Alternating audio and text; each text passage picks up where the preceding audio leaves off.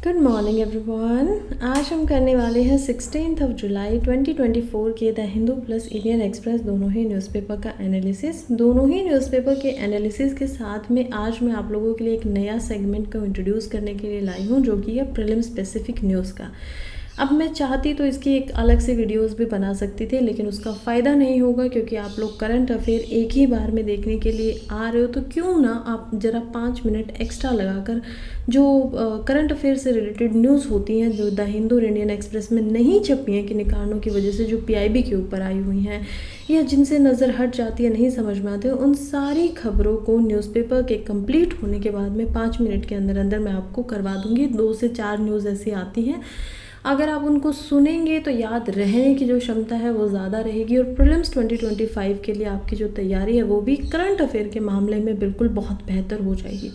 I hope ये initiative आप लोगों को पसंद आएगा। तो चलिए शुरुआत करते हैं, और शुरुआत करते हैं आज के प्रीलिम्स प्रैक्टिस क्वेश्चन से। आज का जो प्रीलिम्स प्रैक्टिस क्वेश्चन है वो है साइंस एंड टेक्नोलॉजी से। पूछ रहा है कि इनमें से, ये 2 स्टेटमेंट दी गई है, इनमें से कौन सी ऐसी स्टेटमेंट है अबाउट 30 मीटर टेलीस्कोप जो कि यहाँ पर करेक्ट है। ठीक है, क्या वो स्टेटमेंट 1 है, 2 है, दोनों है, या दोनों में से एक भी स्टेटमेंट ठीक नहीं है, ये आप लोगों को मुझे बताना है। पहली स्टेटमेंट कहती है it is an ambitious international project involving India, United States, Canada, China and Japan. Number 2 कहती है it is primary goal is to study the early universe and the formation and evolution of first galaxies and stars after the big bang. तो ये सवाल जो है जल्दी से आप लोग मुझे सॉल्व करके बता दीजिए। फ़िलहाल अगर मैं आप लोगों को आंसर बताऊं, आई नो मैं आप लोगों को टाइम जो है वो कम देती हूँ आंसर बताने का, लेकिन उसके पीछे का कारण यही होता है कि क्योंकि मैं आपको स्टेटमेंट समझा देती हूँ तो इतनी जल्दी आप लोगों का आंसर आ जाना चाहिए। तो आंसर क्या होगा, प्रीलिम्स में भी आप लोगों के पास इतना ही टाइम होता है एक सवाल को करने का, पढ़ने का। तो आंसर हम देखेंगे यहाँ पर ऑप्शन सी। क्यों हो जाता है, क्योंकि ये बात बिल्कुल ठीक है कि ये जो चारों कंट्री हैं, United States, Canada, China and Japan, ये क्या है, इंडिया के साथ में मिलके, even India itself is involve in it, क्या कर रही हैं ये 5 कंट्रीज़ मिलके 30 मीटर टेलीस्कोप के ऊपर काम किया जा रहा है। अब 30 मीटर क्यों कहा जा रहा है इसको, क्योंकि एक्चुअली में इसका जो प्राइमरी मिरर है, देखिए कोई भी टेलीस्कोप उतना ही ज़्यादा बेहतर है जितना ज़्यादा अच्छा उसका मिरर है। ये बात हमने कहाँ से सीखी थी, जेम्स वेब स्पेस टेलीस्कोप से हमने सीखा था इसको, राइट। अब जेम्स वेब स्पेस टेलीस्कोप जो है उसके अंदर बहुत बड़ा मिरर को लगाया गया है, बहुत ही ह्यूज साइज़, यानी कि एक जो आप बैडमिंटन का जो कोर्ट होता है उतने बड़े मिरर को उसमें लगाया गया है, ताकि वो ज़्यादा गहराई से जाकर हमारी जो यूनिवर्स की हिस्ट्री है उसको समझ सके, उसको देख सके। अब ये हिस्ट्री कैसे देख सकता है वो भी समझाती हूँ, लेकिन फ़िलहाल देखते हैं कि इसका जो मिरर है वो एक्चुअली में 30 मीटर तक का यहाँ पर बना हुआ है। इसी वजह से इसका नाम भी इसी के नाम पर रख दिया गया है। इसका गोल क्या है, इसका गोल भी यहाँ पर जेम्स वेब स्पेस टेलीस्कोप जो है उस जैसा ही है, क्योंकि इसको एक तो जो पहली गैलेक्सीज हमारी बनी, सबसे पहले क्या हुआ, हमें बिग बैंग अगर थ्योरी की माने तो थ्योरी के समय पे हम देखते हैं एकदम से एक्सप्लोजन हुआ, वहाँ से 1 सेकंड के अंदर अंदर में न्यूट्रॉनोज वगैरह बन गए। उसके बाद हम देखते हैं कि बहुत सारा समय लगने के बाद में यहाँ पर लाइट वगैरह भी आती है, डार्क मैटर भी आता है, और उसके बाद में सबसे पहले क्या बनेंगी, गैलेक्सीज बनना शुरू होंगी। गैलेक्सी के अंदर स्टार्स बनना शुरू होंगे, फिर उसके आर पार में और स्टार बनेंगे, और ये प्रोसेस अभी भी लगातार कंटिन्यूसली चल रहा है। तो इसी को समझने के लिए क्या किया गया, इस टेलीस्कोप को स्पेस में भेजा जा रहा है। 5 के 5 कंट्रीज इस पर काम कर रही हैं। फिलहाल समझते हैं कि ये जो टेलीस्कोप है वो एक्चुअली में पहली गैलेक्सीज और जो स्टार्स है उनको कैसे देख सकता है। वो तो आज से लाइक 13-14 बिलियन साल पहले हुए थे ना, तो इतना पुराने समय में ये टेलीस्कोप कैसे जाएगा। इस दिसे टाइम मशीन, क्या ये कोई टाइम मशीन है? तो इसका आंसर मैंने आप लोगों को 3-4 दिन पहले भी समझाया था। देखिए क्या होता है, आप अभी फ़िलहाल जो सन का एग्जांपल ही यहाँ पर सबसे बेस्ट रहेगा। सन क्या होता है, सन की लाइट अर्थ के ऊपर आती है, राइट, और अर्थ पे क्या, और जो सोलर सिस्टम्स के हमारे अंदर यहाँ पर प्लैनेट्स हैं उनसे होती हुई काफ़ी दूर तक जाती है। हीलियोपोज जो जगह है सोलर सिस्टम में, वहाँ पर जाकर उसका इफेक्ट होना बंद हो जाता है। हम देखते हैं कि सन जो होती है वो लाइट की स्पीड से, यहाँ पर लाइट जो है वो पार्टिकल्स आ रही हैं, और अर्थ पे आने में उनको लगभग 8.5 मिनट का टाइम लग जाता है।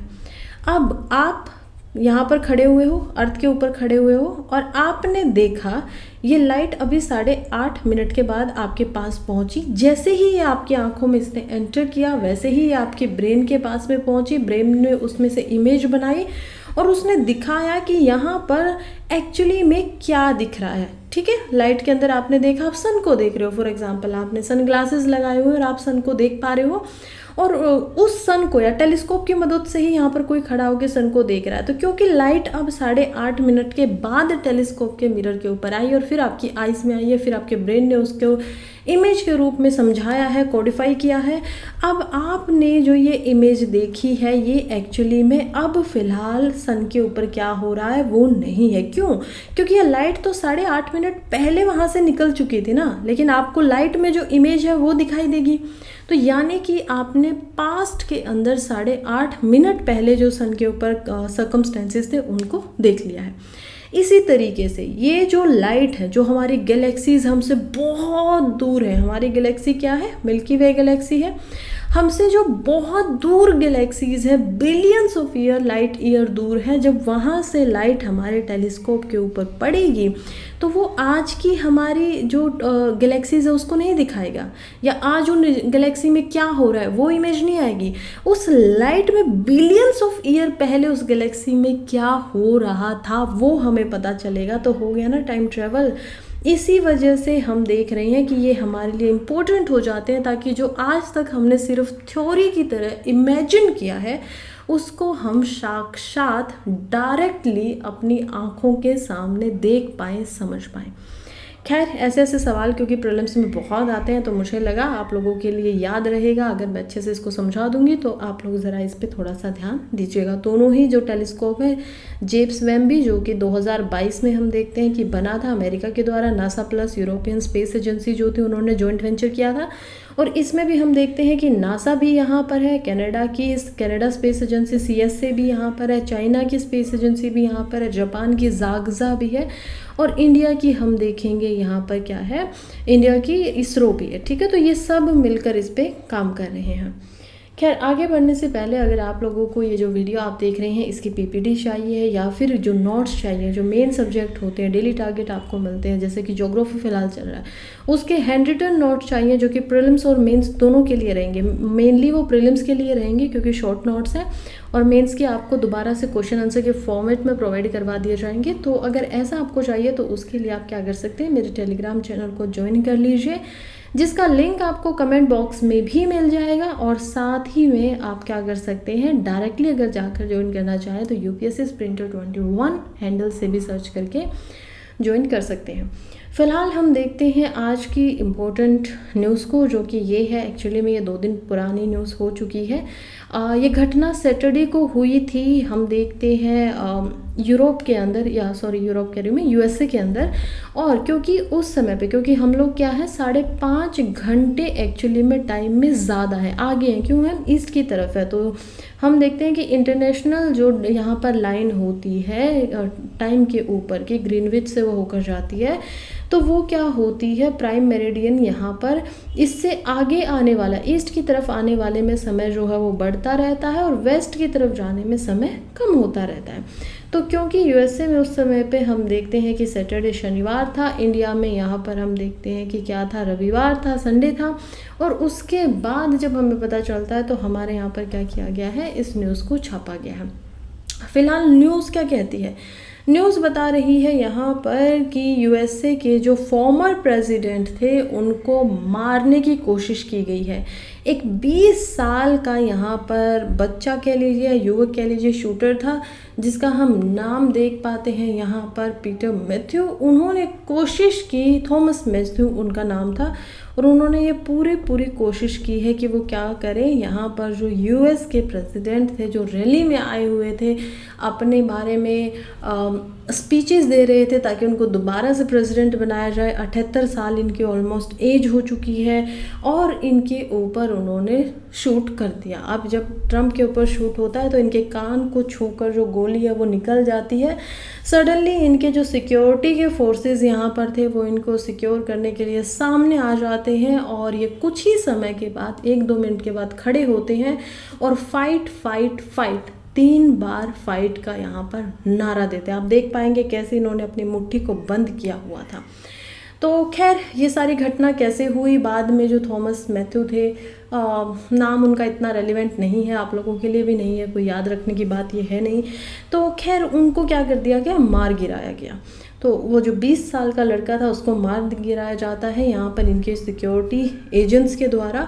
चलिए थोड़ा सा इसको भी देख लेते हैं कि ये क्या है। जस्ट जनरल नॉलेज के लिए हमें इस बात से पता होना चाहिए कि एक्चुअली के अंदर में कौन है ऐसे और क्या हिस्ट्री रही है असैसिनेशंस की। हमारे यहाँ पर भी तो हम देखते हैं ना कि हमारे प्राइम मिनिस्टर्स का असैसिनेशन हुआ है। Indira Gandhi was the famous one, सबसे पहले उन्हीं का असैसिनेशन किया जाता है, उन्हीं के बॉडीगार्ड के द्वारा। उसके बाद राजीव गांधी को भी हम देख पाते हैं। और ऐसे जैसे कि किसी का असैसिनेशन ना हुआ हो, लेकिन जैसे शास्त्री जी जो थे वो एक्चुअली में उस समय पे प्राइम मिनिस्टर थे, फिर भी उनकी डेथ हो गई थी रशिया के अंदर। तो और भी बहुत सारे ऐसे हमने देखा है हमारी डेमोक्रेसी के अंदर, हमारे पॉलिटिकल सिस्टम में, जहाँ पर हमारे जो लीडर ऑफ द गवर्नमेंट है या फिर हेड ऑफ द गवर्नमेंट है उनकी जान गई है। तो क्या अमेरिका में भी ऐसा होता है? चलिए उसके थोड़े इतिहास को भी समझ लेते हैं और समझते हैं कि इनको जो ये यूएस सीक्रेट सर्विस वालों ने बचाया है, जो यहाँ पर सिक्योरिटी दे रही हैं, वो एक्चुअली में उसका भी क्या इतिहास है और वो क्या करते हैं। तो हम देख पाते हैं कि सबसे पहले तो ये यूएस सीक्रेट सर्विस है क्या। देखिए यूनाइटेड स्टेट्स सीक्रेट सर्विस जो है वो 1865 के अंदर यहाँ पर फाउंड की गई थी। अब कोई भी चीज़ फाइंड की जाती है, किसी भी चीज़ को बनाया जाता है तो उसके पीछे कोई ना कोई कारण तो होता ही है। इसके पीछे का भी कारण ये है कि ये एक तो one of the oldest federal investigative law enforcement agency है वर्ल्ड के अंदर। इसका जो इनिशियल मैंडेट था वो ये किया गया था कि यूएस की करेंसी के अंदर जो यहाँ पर काउंटर फाइटिंग होता है उसको हमें क्या करना है, रोकना। यानी कि जाली करेंसी बनाई जाती थी, उससे लड़ना था। जैसे हमारे यहाँ पर ईडी लड़ते हैं ना, प्रिवेंशन ऑफ मनी लॉन्ड्रिंग की तरह, वैसे ही इनको बनाया गया था।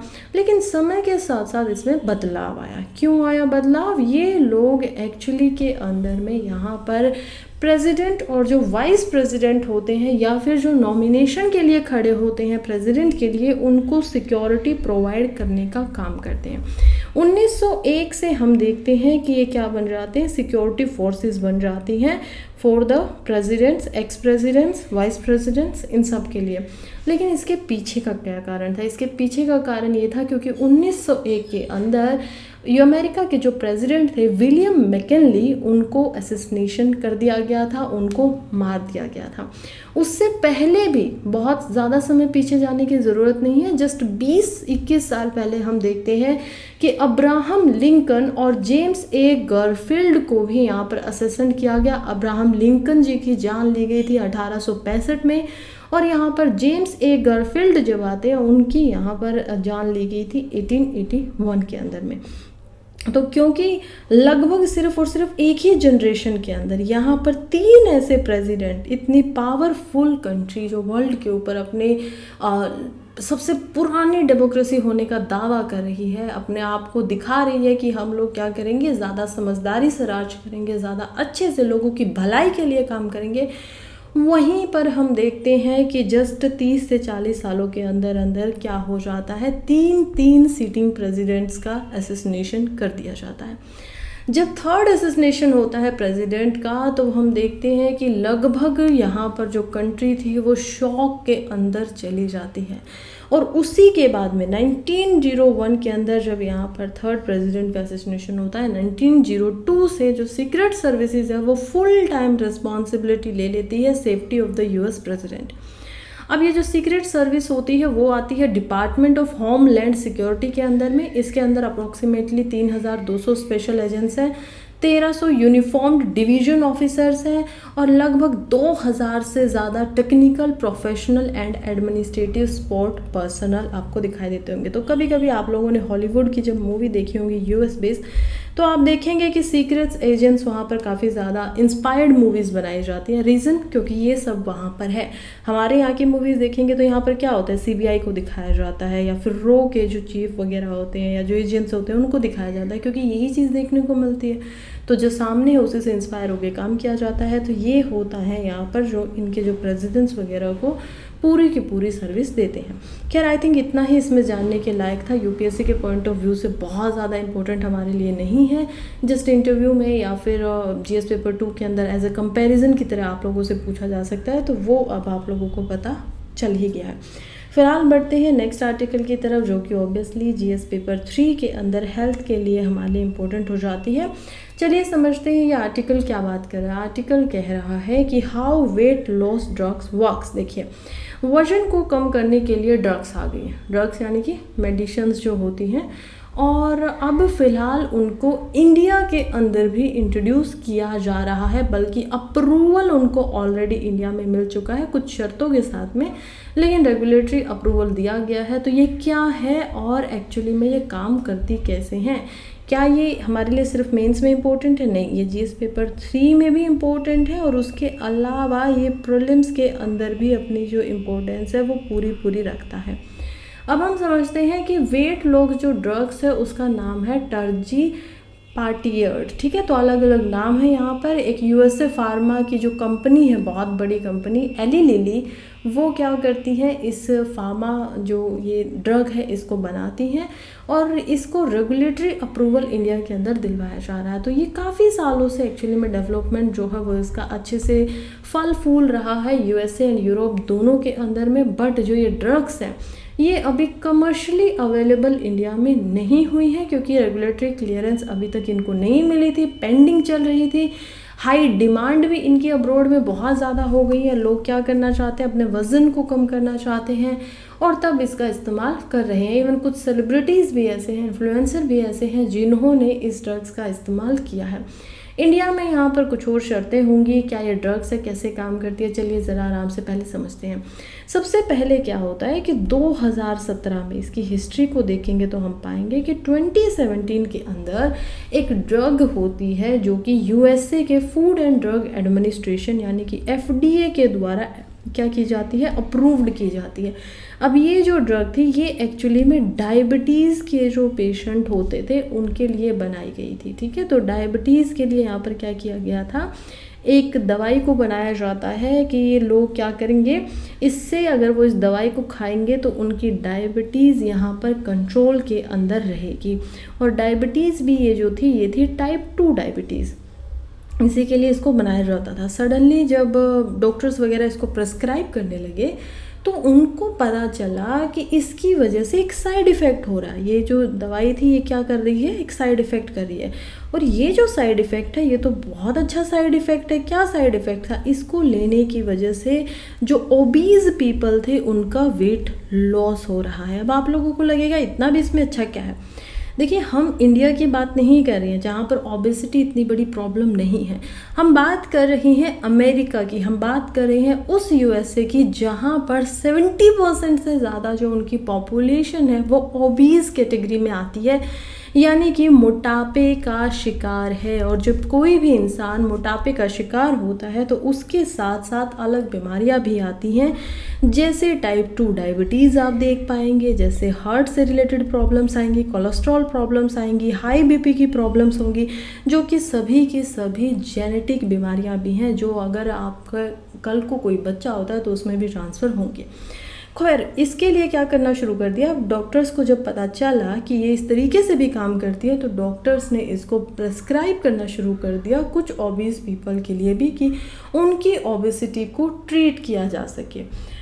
बहुत सारे ऐसे सोशल मीडिया के फॉलोअर्स वगैरह भी थे, इन्फ्लुएंसर भी थे, जिन्होंने इंस्टाग्राम पे, टिकटॉक के ऊपर बहुत सारी जो पोस्ट है वो डाली कि कैसे उनका वेट लॉस ट्रांसफॉर्मेशन हुआ है और किसकी वजह से वो हुआ है, ओजम्पिक की वजह से, यानी ये जो थी इसमें दवाई थी। लेकिन मेन ऐसी क्या चीज़ है जो इसके लिए इम्पोर्टेंट हो जाती है, या जो ऐसा एक एलिमेंट है, ऐसा एक हम देख पाएंगे यहाँ पर बेसिकली कंपोनेंट है जिसकी वजह से दवाई काम करी है। तो दो कंपोनेंट इसमें मेन निकल कर आते हैं। पहले जो इस दवाई में निकल कर आया था वो हम देखते हैं सेमाग्लूटाइड को। तो सेमाग्लूटाइड जो है वो भी एक रिस्पॉन्सिबल यहाँ पर रहा है एलिमेंट जो कि वेट लॉस करता है, और दूसरा यहाँ पर है टिरजेपेटाइड। तो ये भी एक ऐसा एलिमेंट है जो क्या करता है, वेट लॉस करता है। अब इसके लिए स्टडीज़ करवाई गई।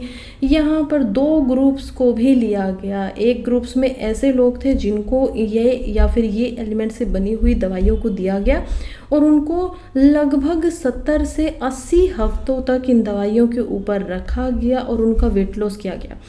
ग्रुप ए इसको बोलेंगे। ग्रुप बी के अंदर वो लोग थे जिनको ये दवाई के नाम पे केवल प्लेसेबो दिया गया। प्लेसेबो इफेक्ट क्या होता है, यानी उनको झूठ बोला गया ये देखने के लिए कि क्या ये दवाई सच में काम करती भी या नहीं करती है। हम देख पाएंगे 70 से 80 हफ्तों के बाद में, जहाँ थोड़ी बहुत डाइट को भी कंट्रोल किया गया पेशेंट्स की, थोड़ी बहुत फिजिकल एक्सरसाइज को भी बढ़ाया गया, तो लगभग 15 kg तक ऑलमोस्ट एवरेज हर इंसान ने यहाँ पर वेट जो था वो कम कर लिया गया था।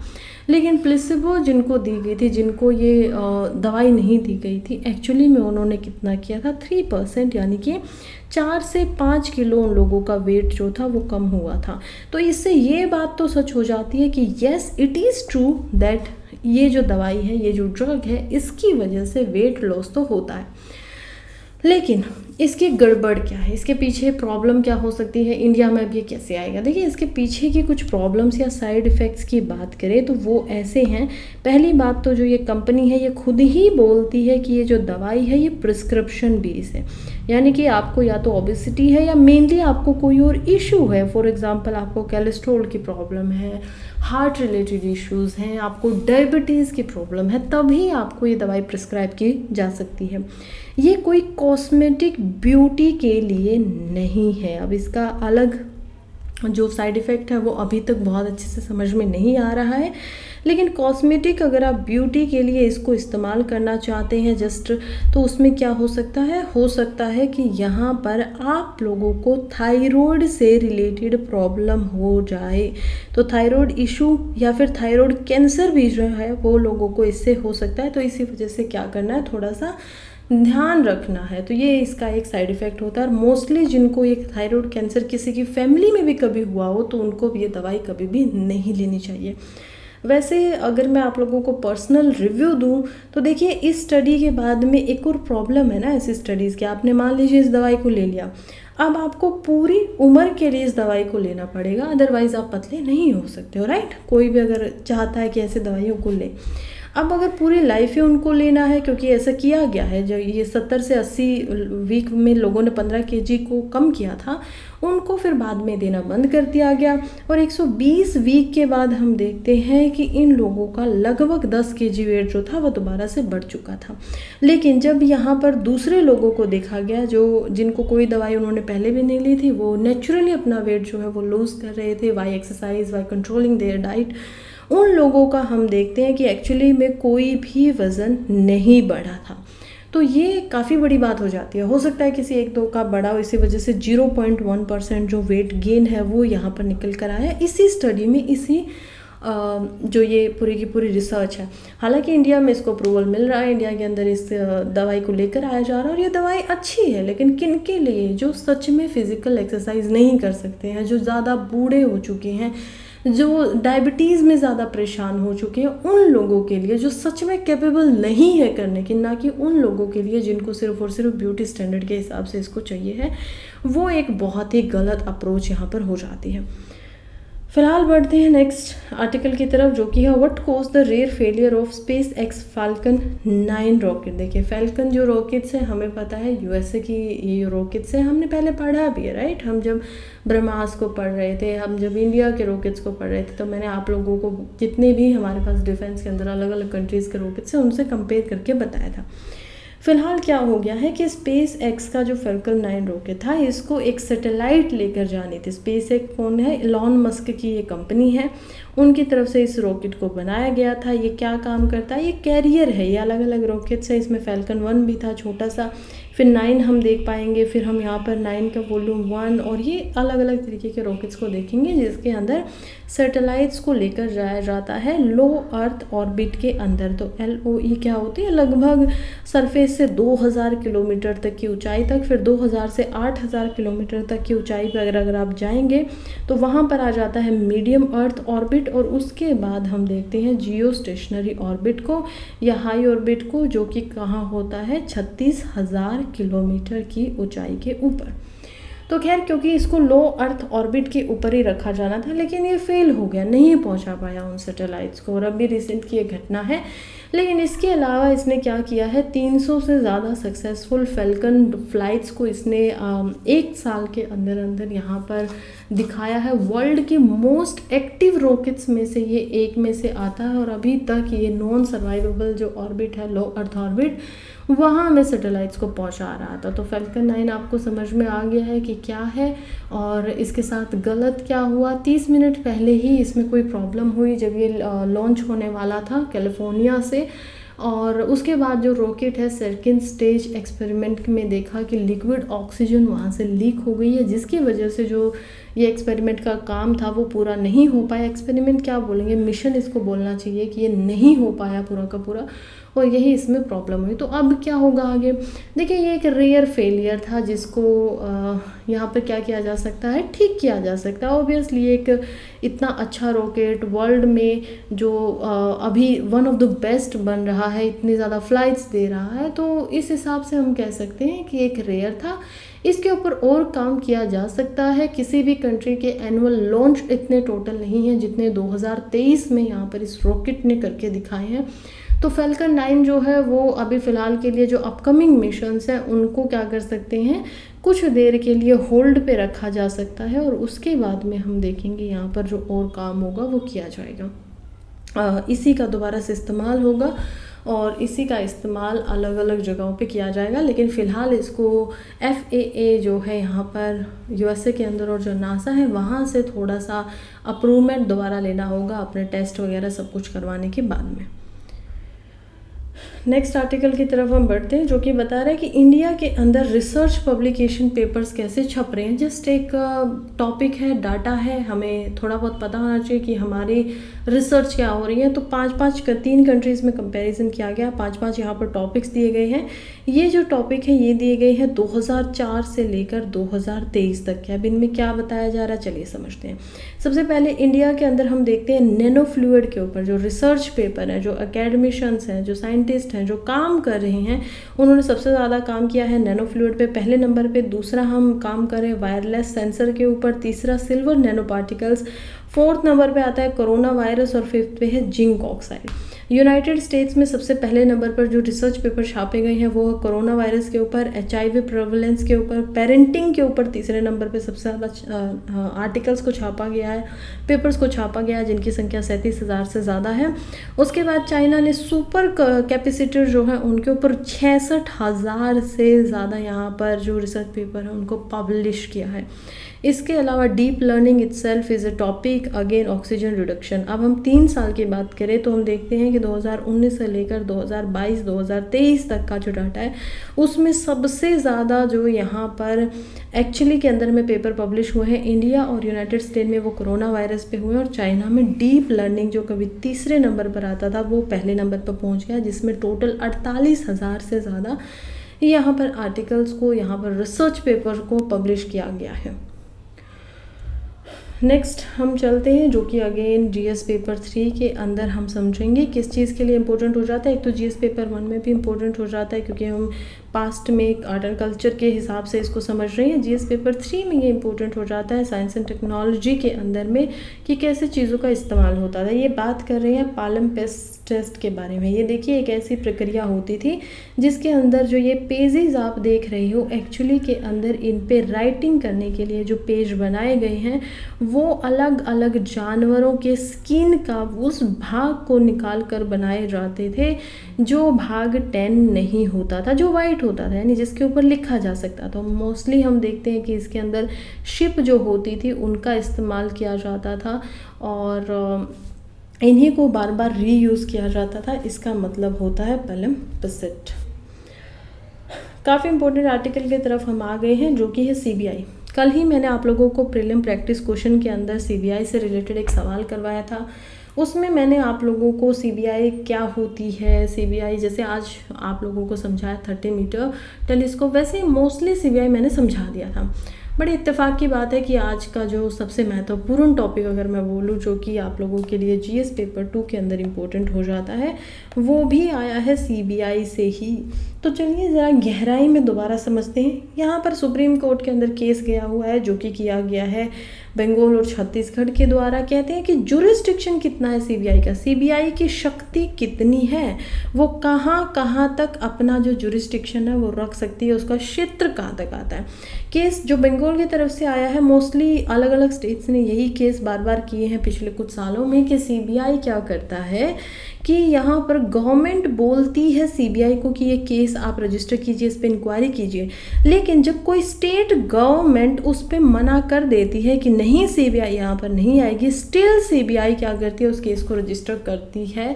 कुछ इंसिडेंट्स में ऐसा देखा गया। मोस्टली वेस्ट बंगाल की गवर्नमेंट ऐसा अक्यूज़ कर रही है सीबीआई यानी सेंट्रल ब्यूरो ऑफ इन्वेस्टिगेशन के ऊपर कि उन्होंने स्टेट डिस्पाइट जो रजिस्ट्रेशन है, इन्वेस्टिगेशन है, उस पर कंसेंट नहीं दिया स्टेट ने, स्टिल उन्होंने क्या किया है कि यहाँ पर अपने आप में जो केस है उसको रजिस्टर किया। दैट इज़ रॉन्ग बिकॉज हमने कल ही देखा कि सुओ मोटो सीबीआई कहाँ पर अपनी इन्वेस्टिगेशन कर सकती है, किसी यूनियन टेरिटरी के अंदर कर सकती है।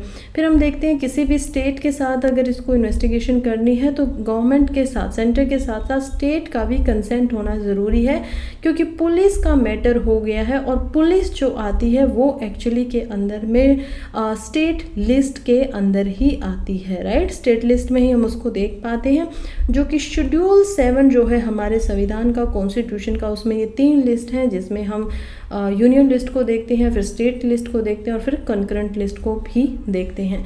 तो इन तीनों की तीनों लिस्ट के अंदर में स्टेट लिस्ट में वो आती है, तो इस वजह से स्टेट का भी पूरा पूरा अधिकार होता है कि वो इसके ऊपर अपनी पूरी जो जानकारी है, पूरा जो कंसेंट है वो दे। लेकिन जब सीबीआई ऐसा नहीं कर रही है तो सुप्रीम कोर्ट ने अभी कोई फैसला इसके ऊपर नहीं सुनाया है, लेकिन फैसला जो भी आएगा वो मैं आप लोगों को बताऊँगी। फिलहाल चलिए इसके स्टैटिक के भाग को देखते हैं। आई नो बहुत सारे बुक्स में ये होता भी नहीं है, लेकिन प्रीलिम्स और मेंस के लिए ऐसे सवाल ही पूछे जाते हैं कि क्या सीबीआई को सही में ऐसा करना चाहिए, गवर्नेंस के नज़रिए से, कॉन्स्टिट्यूशन के नज़रिए से, कि इतना ये ठीक है, कितना ये गलत है, वो हम समय समय पर पढ़ते रहेंगे।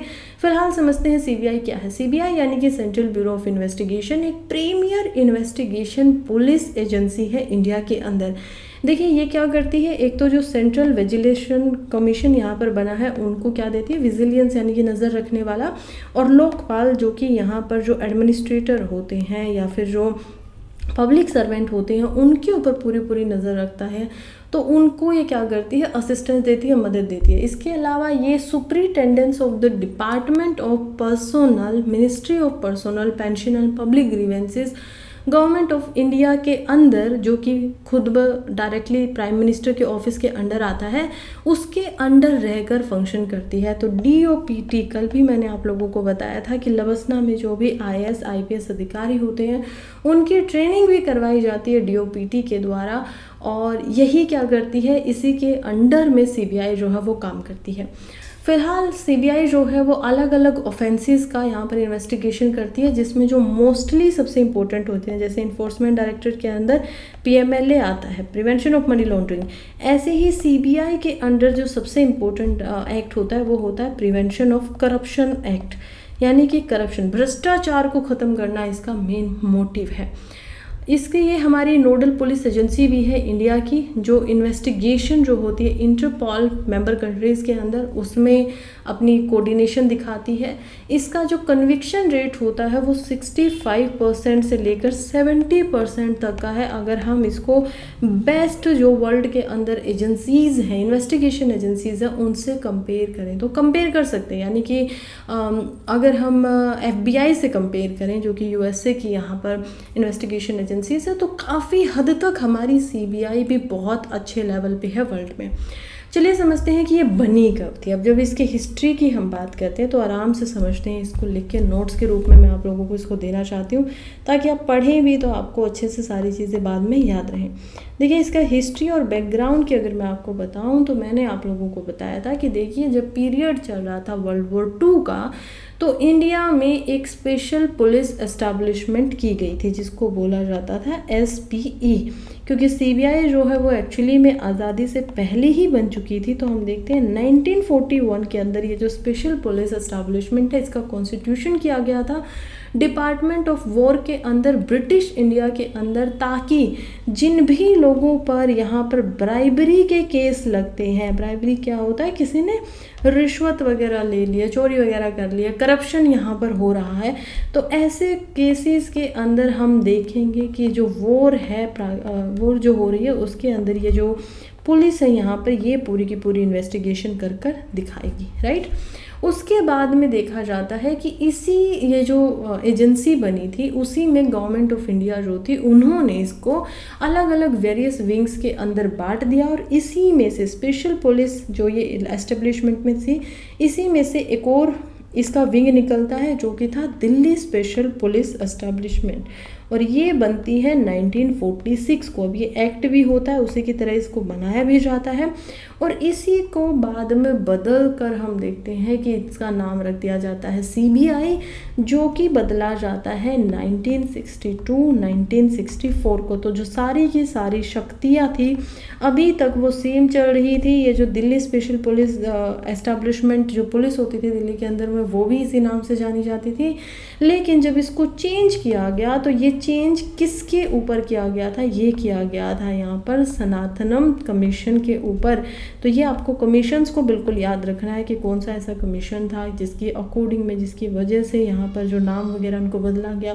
तो ये सनातन कमेटी बनाई गई थी। अब ये जो कमेटी बनी थी ना उस समय में 1962 के अंदर में, उस समय पे देखते हैं कि इनका एक ही काम था, और वो था प्रिवेंशन ऑफ करप्शन का काम, कि इनको करप्शन को रोकना है। तो भ्रष्टाचार इंडिया में बहुत ज़्यादा फैल रहा था, तो क्योंकि करप्शन को यहाँ पर रोकना था तो उन्होंने बताया कि ये जो दिल्ली है इसके अंदर कुछ और आप फंडामेंटल चेंज कीजिए इस पुलिस के अंदर, और इसका नाम रख दीजिए CBI। तो इसको 1963 के अंदर इनकी बात मानकर जो गवर्नमेंट ऑफ इंडिया है वो CBI बना देती है, और CBI इस तरीके से आज तक हमारे यहाँ पर चल रहा है। तो मेनली अब आप CBI की जो पूरी सिस्टम है वो समझ चुके होंगे।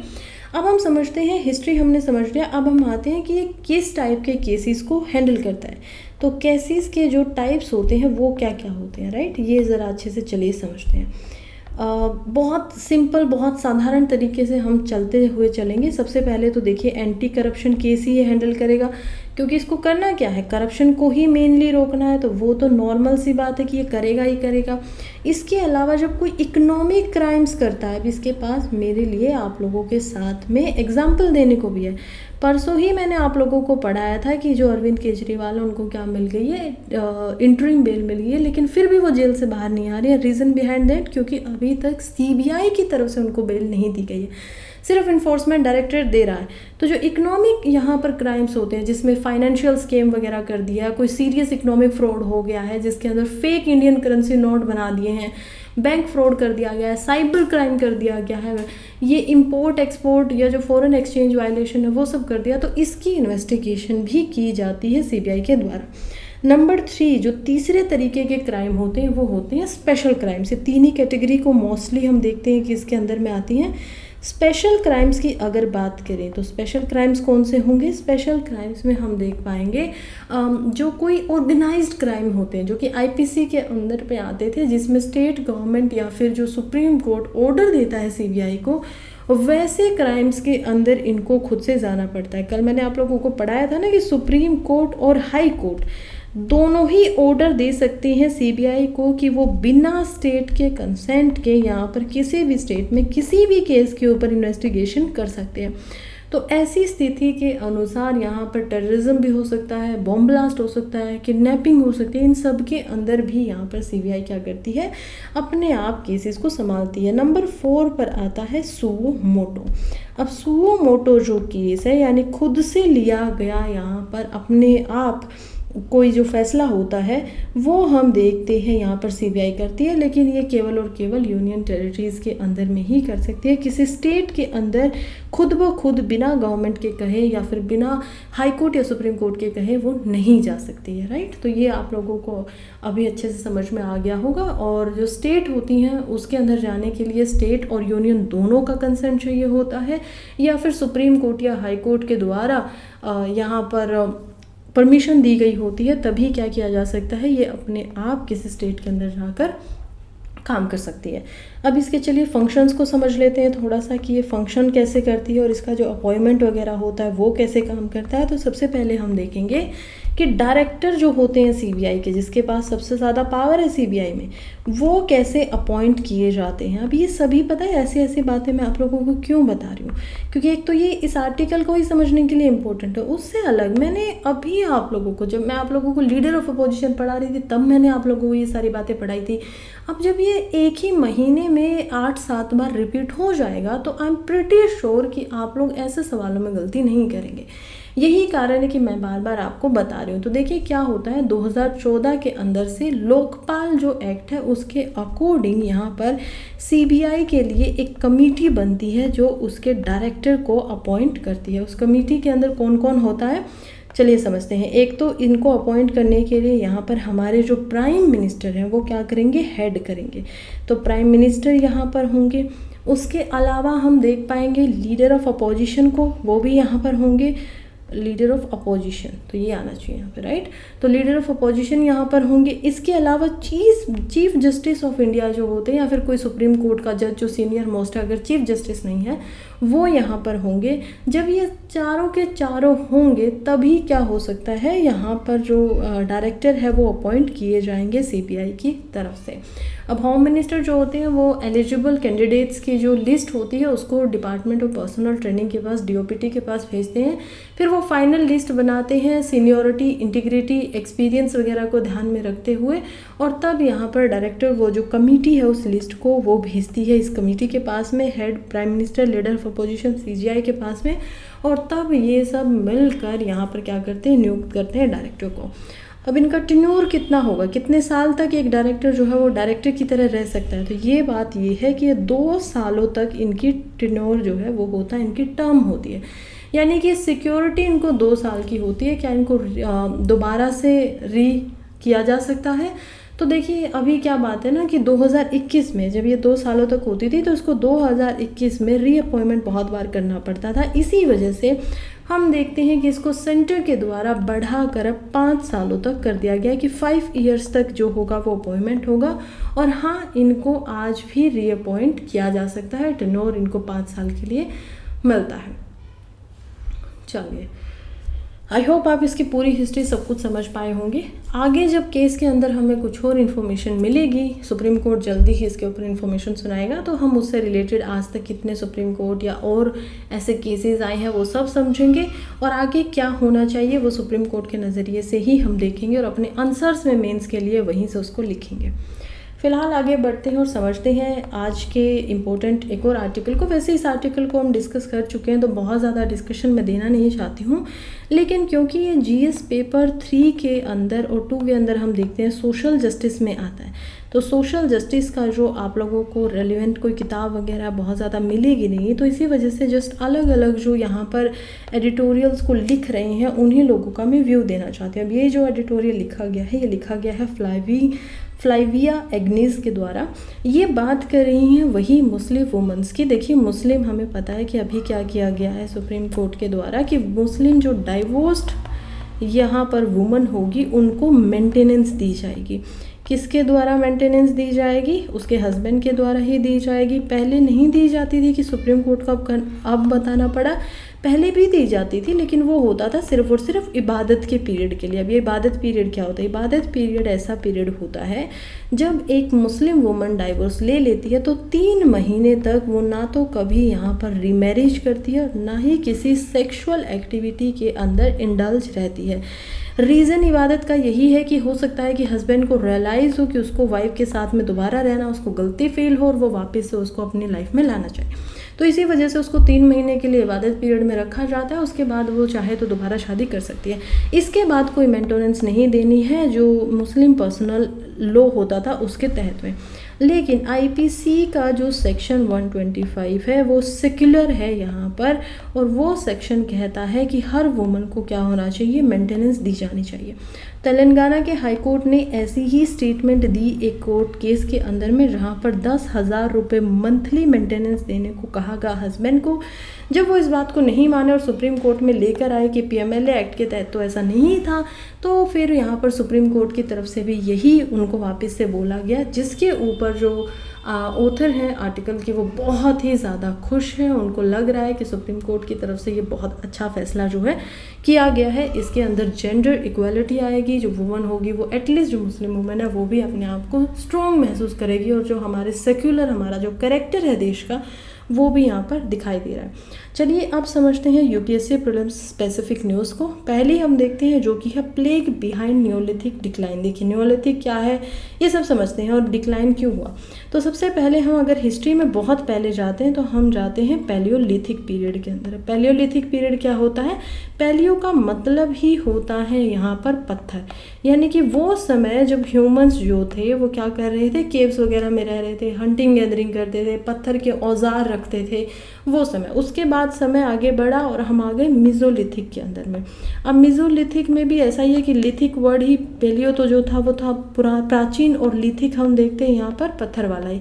तो जब हम मेसोलिथिक में आते हैं तो हम मीडियम से फेज़ में चल रहे थे। उसके बाद समय आता है नियोलिथिक का, और ये समय होता है बहुत ही बड़े रेवोल्यूशन का। क्यों? क्योंकि नियोलिथिक के अंदर यहाँ पर खोज हो चुकी थी एग्रीकल्चर की। तो जी बिल्कुल, हंटर गैदरर से हम क्या बन चुके थे? अब फार्मर्स बन चुके थे। तो ये वो समय है नियोलिथिक टाइम, जिसके बारे में हिस्ट्री में हमें काफ़ी कम सोर्सेज मिलते हैं। और अभी ये पता चला है, एक नई स्टडी की गई है, रिपीटेड प्लेग इन्फेक्शंस हुए हैं 6 जनरेशन ऑफ नियोलिथिक फार्मर्स को, जिसकी वजह से प्राइमरीली जो नियोलिथिक समय रहा है वो क्या हो गया? डिक्लाइन हुआ है। तो लगभग 5000 साल पहले की हम लोग बात कर रहे हैं। जो पॉपुलेशन थी खास करके नदर्न यूरोप के अंदर, वो एकदम से क्या कर गई थी? कोलैप्स कर गई थी। तो स्टोन एज की जो फार्मिंग कम्युनिटीज़ रहती थी उस रीजन में वो भी ख़त्म हो गई थी। और रिसर्च ने डिटरमाइन किया है कि इन लोगों के अंदर बैक्टीरियम येरेंसिना पिसिस्ट मिलता था, जो कि एपिडेमिक की तरह काम किया और बहुत सारे लोग यहाँ पर मर गए। नेक्स्ट इम्पोर्टेंट न्यूज़ जो है वो है सोलर एंड विंड एनर्जी के लिए। अभी क्या पता चला है कि देखिए रिसेंटली जो चाइना है वो 2/3 पूरे वर्ल्ड की विंड एंड सोलर कैपेसिटी को बना रहा है। इंडिया का क्या स्टेटस है हमें यही समझना है। अगर इंडिया को हम सोलर रैंक के अंदर यहाँ पर देखें तो इंडिया की रैंक आती है 5th नंबर पे, जो कि इंस्टॉल्ड पावर कैपेसिटी यहाँ पर हमें दिखाता है। अब 5वें नंबर पे आता है तो और कौन कौन इंडिया से ज़्यादा है, चलिए वो समझते हैं। सबसे पहले तो हमने वैसे ही देख लिया कि चाइना सबसे ज़्यादा है जो सोलर एनर्जी बना रहा है। उसके बाद यहाँ पर दूसरे नंबर पे आता है जापान, यूएसए। तीसरे नंबर पर हम देखते हैं यहाँ पर जापान को। 4th नंबर पर आता है जर्मनी, और 5वें नंबर पर हमारा प्यारा भारत आता है। तो इंडिया को हम यहाँ रखेंगे। उसके बाद अगर विंड एनर्जी की देखें तो उसमें भी हमने देखा कि जो चाइना है वो पहले नंबर पर आता है, इंडिया आता है 4th नंबर पर। तो इसमें भी हम अगर देखेंगे तो चाइना सबसे पहले होगा, उसके बाद हम देख पाएंगे यहाँ पर यूएसए को, उसके बाद फिर से हम देख पाएंगे यहाँ पर जर्मनी को, और उसके बाद आता है यहाँ पर इंडिया। तो जापान को आप कैसे याद रख सकते हैं? क्योंकि जापान के ऊपर सबसे पहले रेज आती हैं सन की, वो सबसे ईस्ट में है ना, तो सन वहाँ पर ज़्यादा आता है, तो इसी वजह से सोलर एनर्जी वहाँ ज़्यादा है, लेकिन विंड पावर वहाँ पर इतनी अच्छी नहीं है। तो ये थी हमारी एक और इम्पोर्टेंट प्रीलिम स्पेसिफिक न्यूज़। खैर फिलहाल यहीं पे हमारा न्यूज़पेपर आज का ख़त्म हो जाता है। थैंक यू सो मच जो भी अभी तक यहाँ पर जुड़े हुए थे, आप सभी का दिल से धन्यवाद। वीडियो अगर अच्छी लगी हो तो वीडियो को लाइक कर दीजिए, चैनल को सब्सक्राइब कर लीजिए, इससे मुझे हौसला मिलेगा, मैं और बेहतर वीडियो आप लोगों के लिए लेकर आती रहूँगी। खैर अभी के लिए चलती हूँ, कल सुबह 5 बजे फिर से मिलते हैं, तब तक के लिए पढ़ते रहिए, आगे बढ़ते रहिए। All the very best.